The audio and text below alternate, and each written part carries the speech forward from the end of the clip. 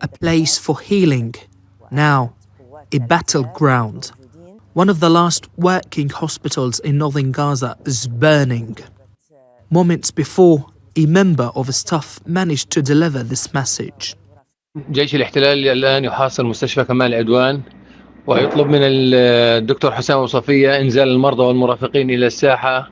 بعد 15 دقيقة من الآن سيتم دخول الجيش إلى المستشفى.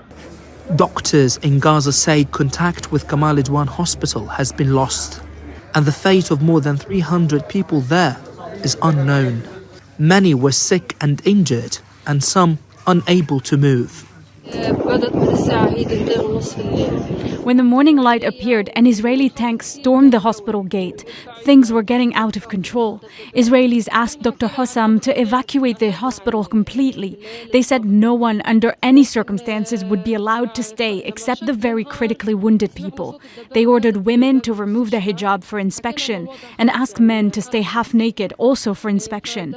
Seeing injured people and people with special needs leaving broke our hearts. The Israelis have no mercy. The facility has been on the front line of Israel's war for nearly 3 months. Under siege, its doctors and nurses were attacked, its buildings shelled, its supplies blocked. And in a last act of intimidation on medical staff, Israeli troops gave them 15 minutes to evacuate and set its wards on fire. They have killed dozens in the area, calling it a Hamas stronghold, dooming the wounded who now have nowhere to go. Yet Israeli airstrikes on the north have no let up, with forces killing more than a dozen people in Sheikh Radwan district. Since the early morning, we have been looking without any tools or equipment, using only our hands to pull out remains, not even whole bodies.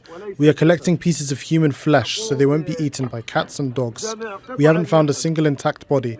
They are all human remains, little children and women. Others are unaccounted for, trapped under what's left of this residential building. For displaced Palestinians here in Deir al-Balah, they live in fear of what this means to them. They see it as a part of Israel's policy to empty out Northern Gaza and to preventing them to return to their homes there. Tareq, Azzoum, Al Jazeera, Deir al-Balah, Palestine. Make sure to subscribe to our channel to get the latest news from Al Jazeera.